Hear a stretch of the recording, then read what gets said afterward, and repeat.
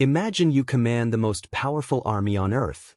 40,000 Roman soldiers, legionaries, cavalry, archers, the finest fighting force the ancient world has ever produced. Behind you stands the full weight of Rome.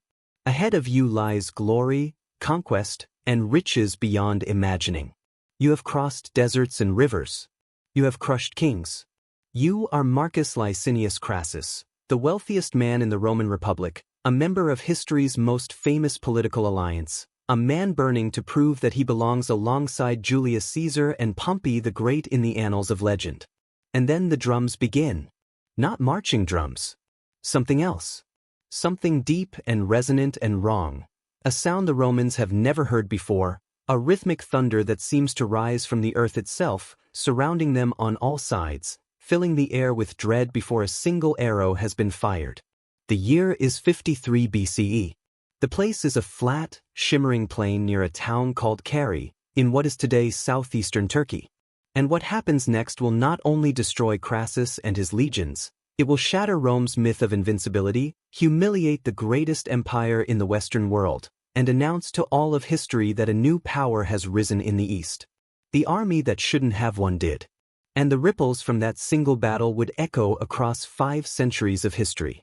This is the story of the Parthian Empire, the forgotten civilization that looked Rome in the eye and did not blink. The world before Caesar setting the stage. To understand why Carrhae was so shocking, you have to first understand just how unstoppable Rome seemed in 53 BC. By the middle of the 1st century before the Common Era, Rome had been on an almost unbroken march of conquest for 300 years. The Italian peninsula? The entire Mediterranean coastline?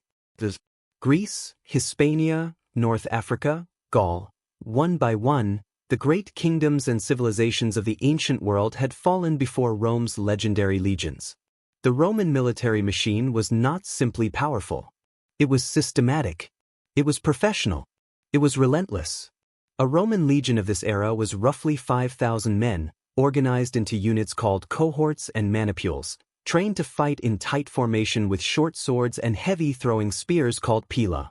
Roman soldiers didn't just fight, they built roads as they advanced. They constructed fortified camps every single night. They sieged cities with engineering precision that was centuries ahead of its time.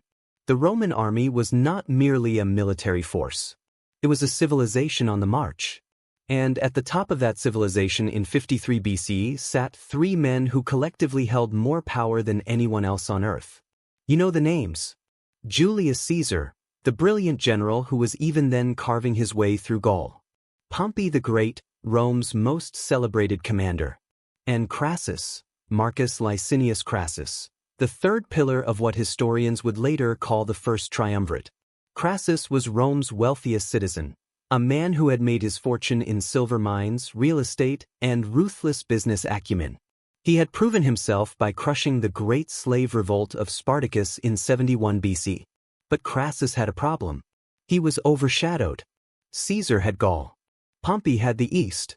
Crassus had money, but money wasn't glory. And in Rome, glory was everything. Crassus wanted his war. And he knew exactly where to find it. The Parthians. Who were these people? Here is where most history books make their first mistake.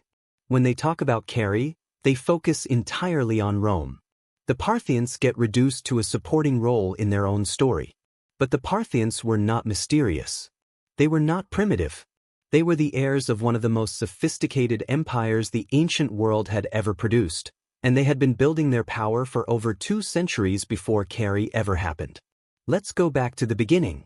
In the aftermath of Alexander the Great's death in 323 BCE, his vast empire fractured into warring successor kingdoms. The eastern portion fell under the Seleucids, who ruled from Syria and tried to maintain Greek-style civilization across an enormous stretch of territory from the Mediterranean to Central Asia. It was always a stretch. Literally. Around 247 BCE, a nomadic tribal leader named Arsaces led a revolt against Seleucid rule and carved out an independent kingdom. This was the birth of the Arsacid dynasty, the ruling house of Parthia, and it was the opening chapter of one of Antiquity's great success stories. Over the next century and a half, The Parthians expanded with remarkable speed. They absorbed the remnants of the old Persian Empire. They pushed west into Mesopotamia and made the great city of Ctesiphon, near modern Baghdad, their capital. By the time Crassus was eyeing their territory, the Parthian Empire stretched 3,000 kilometers from east to west. It encompassed some of the most fertile agricultural land in the ancient world, and the most lucrative trade routes connecting east and west. This was not a backwater. This was a superpower. The Parthians were pragmatists. Where the Seleucids had tried to impose Greek culture, the Parthians took a different approach, tolerant, almost aggressively so. Local religions, languages, and customs flourished under their rule. This wasn't weakness. This was genius. Because what they got in return was loyalty from a staggeringly diverse population. The Parthian way of war. If you had to identify the single thing that made Parthia dangerous, the one factor that would eventually destroy Crassus on the plains of Carrhae, it would be this. The Parthians had figured out something about warfare that Rome, for all its brilliance, had never encountered and had no answer for. The Parthians were masters of cavalry. Not cavalry in the way that other ancient armies used it. For the Parthians, cavalry was the entire army. Cavalry was the philosophy. They fielded two types of horsemen. The first was the cataphract, both horse and rider encased in scale armor, carrying long lances called contus that could punch through Roman shield and armor alike.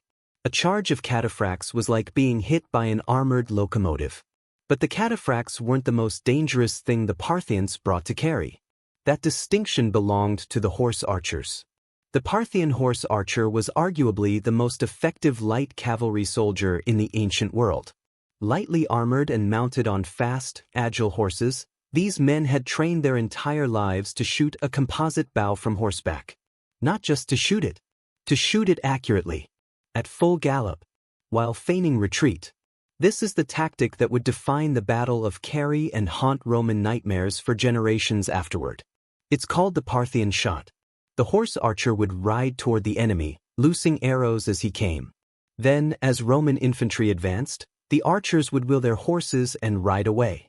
The Romans would pursue, thinking they had driven off the enemy. And then the archers would twist in their saddles, riding away at full gallop, and fire backward over their horses' rumps with perfect accuracy. The retreat that was not a retreat. The flight that was actually an attack. At Carrhae, the Parthian force had brought something like 1,000 camels carrying nothing but arrows, an unprecedented logistics innovation that meant the archers would never, ever run out of ammunition. The Romans had never faced anything like this. They were about to. Crassus makes his move. It is the spring of 54 BC, 1 year before the catastrophe, and Crassus is in Syria, assembling his army. He is 60 years old, experienced enough to know the basics of military organization, wealthy enough to equip his troops magnificently, and determined enough, desperate enough, if we're being honest, to push forward despite warning after warning that this campaign is a terrible idea. Those warnings came from everywhere. Roman augurs found nothing but bad signs. Tribunes tried to legally obstruct the campaign. Crassus's own lieutenant, Gaius Cassius Longinus, yes, the same Cassius who would later help assassinate Julius Caesar, urged his commander to march along the Euphrates River, using the terrain for protection. Crassus ignored all of it. He had received intelligence, almost certainly bad intelligence, possibly deliberately planted, that the quickest route to Parthian territory ran straight across the Syrian desert. A local chieftain named Ariamnes, presenting himself as a Roman ally, offered to guide the army on this direct route, swearing that Parthian forces were scattered and weak. Ariamnes was a Parthian agent, and Crassus, hungry for glory and impatient with caution, chose to believe him. From the first day, things felt wrong. The desert was brutal, summer heat exceeding 45 degrees Celsius. Morale, never high, began to erode. And Ariamnes, their guide, quietly disappeared one morning. He was gone. And somewhere ahead of them, invisible in the shimmering heat, was Surena. Surena, the man who broke Rome.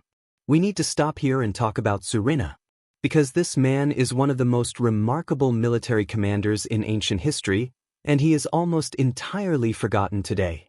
His real name is lost to us. Surena was his title, a hereditary rank within the Parthian noble system that made him the most powerful man in the empire after the king himself. He came from the house of Surena, one of the 7 great houses of Parthia, and held the hereditary right to crown Parthian kings. He was also very young. Ancient sources suggest he was around 30 years old when he fought Crassus.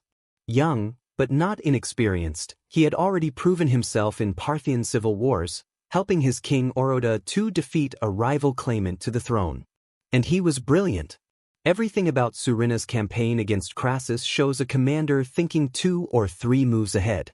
The intelligence operation that got Crassus to march across open desert, the 1,000 camels of arrows, the deliberate concealment of his forces until the Romans were fully committed. Surena knew exactly what he had, and he knew exactly what to do with it. He set his trap with exquisite care. And then he waited. The Battle of Carrhae, Day 1. The Roman army first made contact with Parthian scouts near the town of Carrhae in June of 53 BC. The scouts fled. Crassus, suspecting an ambush, ordered his son Publius to take a force forward and investigate. The terrain ahead was flat, alarmingly, perfectly flat, stretching to the horizon with almost no cover. The Euphrates was far behind them. They were in the heart of the plain. And then Surena revealed his army. He had hidden them behind a ridge with orders to conceal their armor beneath leather covers and cloaks. When the Romans first sighted the Parthians, they seemed small. There was almost a feeling of relief among the legionaries. This was what they had marched so far to fight? Then the drums began. Enormous kettle drums struck simultaneously, a sound like thunder, like the earth groaning, washing over the Roman lines like a physical force. Then the leather coverings came off. In the full glare of the Syrian sun, thousands of cataphracts stood gleaming, every surface of man and horse covered in polished metal scales blazing like mirrors. The Parthian horse archers came first. They did not charge. They simply rode in great sweeping arcs around the Roman formation, loosing arrows continuously into the packed mass of men. The arrows fell in sheets. Crassus ordered his light infantry to drive them off. The Parthians retreated. The Romans pursued. The Parthians turned in their saddles and shot backward without breaking stride. Roman soldiers died in the pursuit, died in the retreat, died standing still, died running. There was no safe direction. There was no ground to take. There was only the endless plain and the endless arrows. After hours of this relentless attrition, Crassus made a fateful decision. He ordered his son Publius to take a large detachment and drive the horse archers away definitively. It was exactly what Surena wanted. Over the rise, the full weight of the Parthian cataphracts was waiting. Publius's force was hit from the front by heavy cavalry and surrounded by archers. They fought with extraordinary courage. But the outcome was never in doubt. Publius Crassus, realizing the battle was lost, ordered his officers to run him through with his own sword rather than face capture. And then a Parthian horseman rode to the edge of the main Roman line and raised Publius's severed head on the point of a spear. The battle was already over. What followed was merely the dying. The long night, death on the plain. Marcus Crassus, by all accounts, was a man who had been breaking since the moment the drums started. Ancient sources describe him as increasingly paralyzed as the day progressed. When his son's head was lifted on that spear, something in Crassus broke completely. What he managed, with help from subordinates, was to hold the army together long enough to prevent total annihilation. As the sun began to set, Parthian horse archers generally didn't fight at night. The army formed a defensive perimeter. They left their wounded behind. The Roman commanders made the calculation that the wounded could not be moved. So in the darkness, as the main army retreated toward Carrhae, 4,000 wounded Roman soldiers were left on the plain. The Parthians found them in the morning. The survivors reached Carrhae in the night, ragged, traumatized, having left perhaps 20,000 of their comrades on the field. But Carrhae was not safety. Carrhae was just a delay. The death of Crassus. The negotiations that followed were among the most sordid chapters in Roman history. Surena sent envoys offering terms, a formal peace agreement whereby Rome would withdraw from Parthian territory entirely. Crassus, by this point barely functional, eventually agreed to meet with Surena in person. Whether this was a genuine negotiation or a trap from the beginning depends on which ancient source you read. What is agreed upon by virtually all of them is what happened next. At the meeting, violence broke out.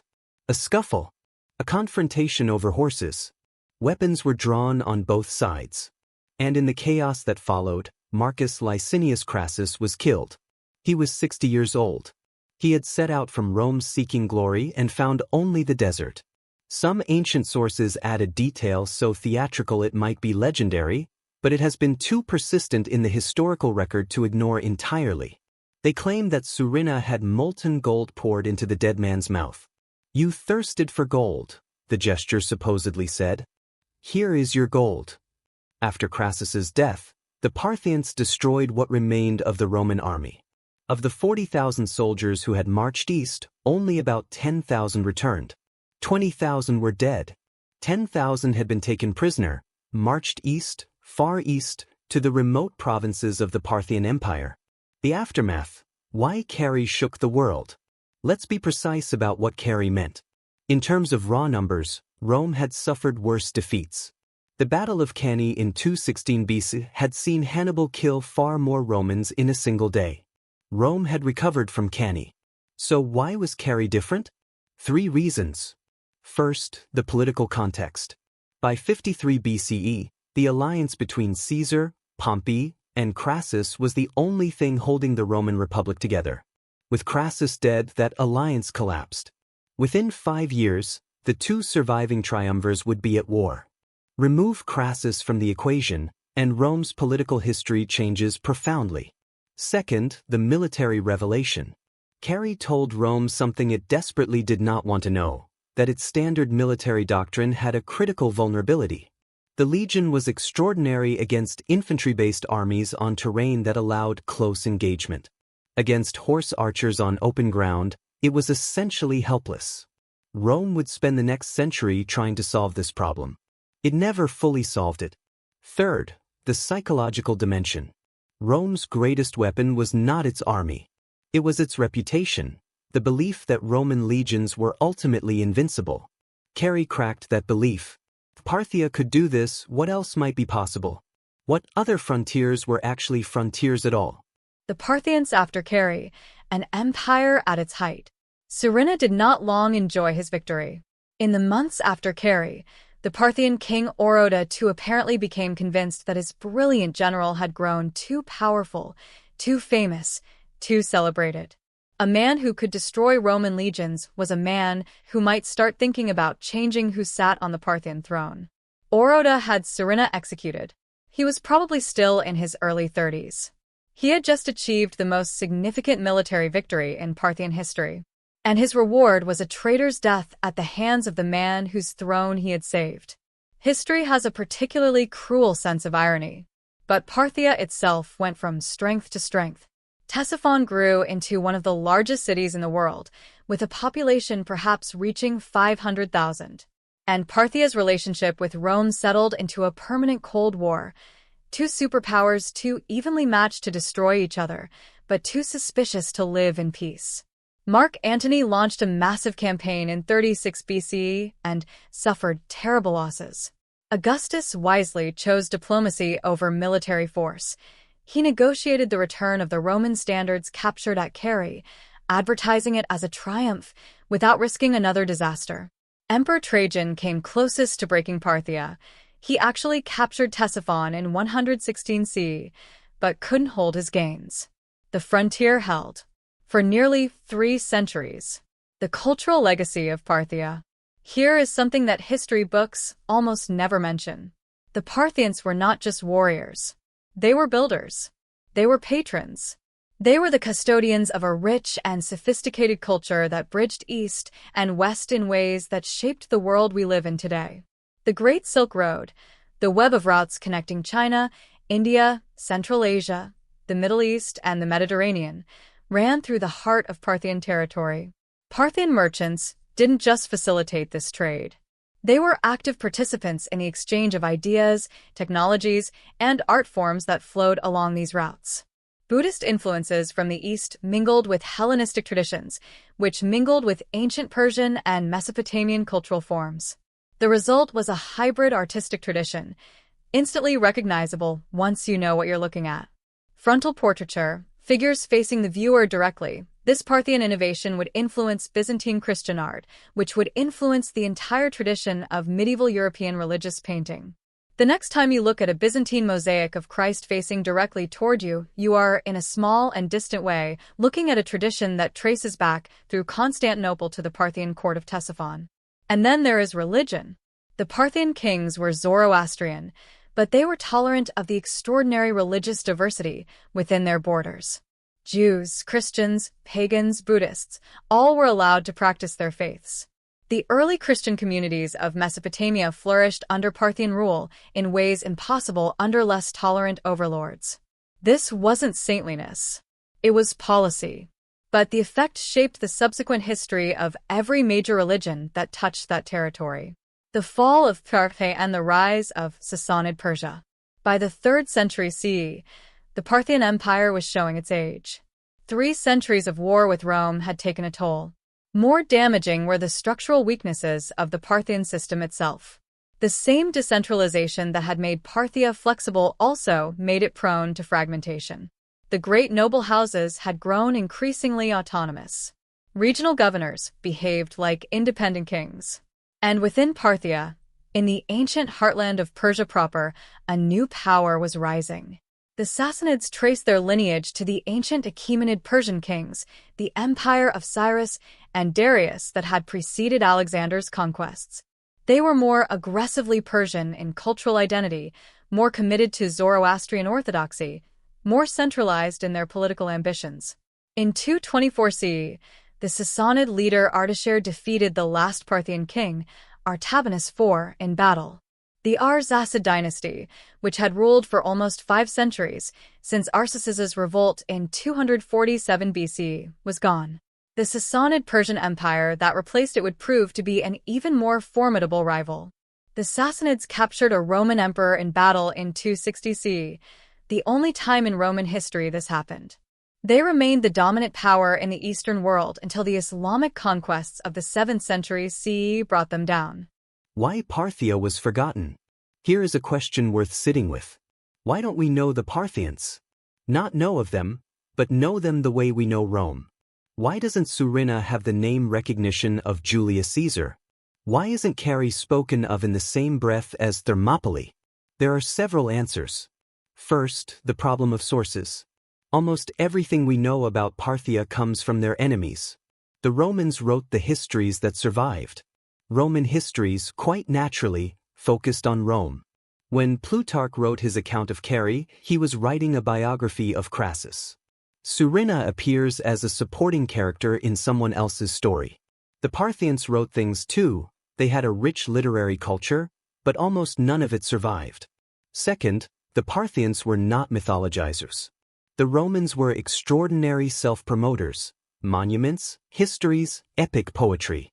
The Parthians left fewer grand narrative accounts, fewer carefully curated versions of their own greatness. Third, geography. The heartland of Parthian civilization lies in modern Iran and Iraq, regions with troubled relationships to Western scholarship over the past century. Sites that might illuminate Parthian culture more fully remain under-excavated. And finally, the simple bias of tradition. Western historical education has been organized around the narrative of Rome as civilization's great transmitter. In that story, Parthia is an obstacle, an interruption, a speed bump on Rome's road to destiny. The more accurate picture is messier and more interesting. Parthia was not an obstacle to civilization. It was a civilization, one that ran parallel to Rome for centuries, that preserved and transmitted knowledge from east to west and west to east, that gave the ancient world 300 years of relative stability on its eastern frontier. We forgot them because it was convenient to forget them. It's time to remember. The echo across time. Let's come back to that plain near Carrhae. One last time. June of 53 BCE. The dust is settling. The Roman army is broken, its commander dead, its survivors stumbling west toward a frontier that feels very far away. And on the other side of the field, Surena's army is gathering its dead, tending its wounded, calculating what comes next. What came next was not a Parthian march on Rome. What came next was 3 centuries of standoff, a cold war between civilizations that shaped the ancient world as profoundly as any hot conflict. What came next was the political unraveling of the Roman Republic, accelerated if not caused by the removal of Crassus from the triumvirate. Caesar and Pompey's civil war. The assassination on the Ides of March. The long agony of transition from republic to empire. All of it unfolding, at least partly, in the shadow of that defeat in the desert. What came next was an empire that held Rome to a draw for 3 centuries, transmitted the cultural heritage of the ancient East to the ancient West, kept the Silk Road open and the trade flowing, and provided the space in which Judaism, early Christianity, and Zoroastrianism could develop alongside each other. The Parthians were not Rome's victims. They were Rome's equals.